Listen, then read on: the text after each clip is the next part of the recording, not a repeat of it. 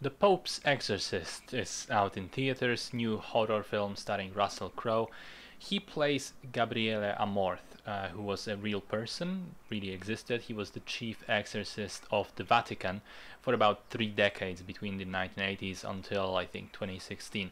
And the movie is loosely inspired by some of his memoirs and books.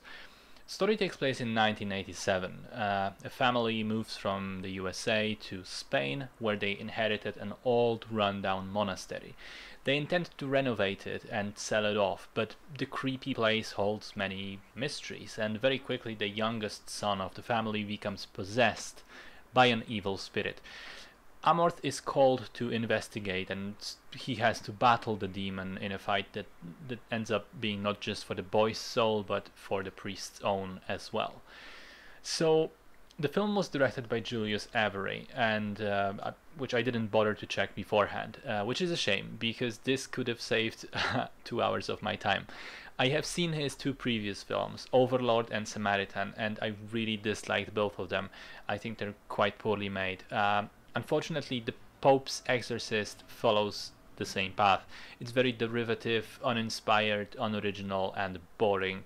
The story is completely predictable, follows every single possession, exorcism, movie trope there is. It's also not scary at all, and there is a promise of some sort of historical mystery at the heart of the plot, but that turns out to be very undercooked and underwhelming. There are some really strange editing choices, like constantly cutting back to the Pope himself back in Rome, which doesn't really add anything to the story and has no consequence whatsoever, or including the young cardinal who for some reason opposes Amorth. He doesn't get enough screen time to really make an impact or to justify his presence in the film, but on the other hand he gets enough that it's clear this character had more to do in the film, some sort of subplot around him, but it ended up being cut most likely.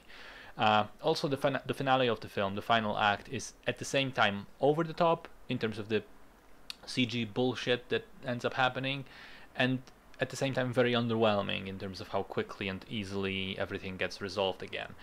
The only good thing about the film is Russell Crowe, who strangely appears to be having fun with the role and clearly isn't just phoning it in for the paycheck. But unfortunately, he's still having way more fun than the audience will, and he isn't nearly enough to save this film from its mediocrity. Stay away from this one. It's just generic, forgettable, and unimpressive.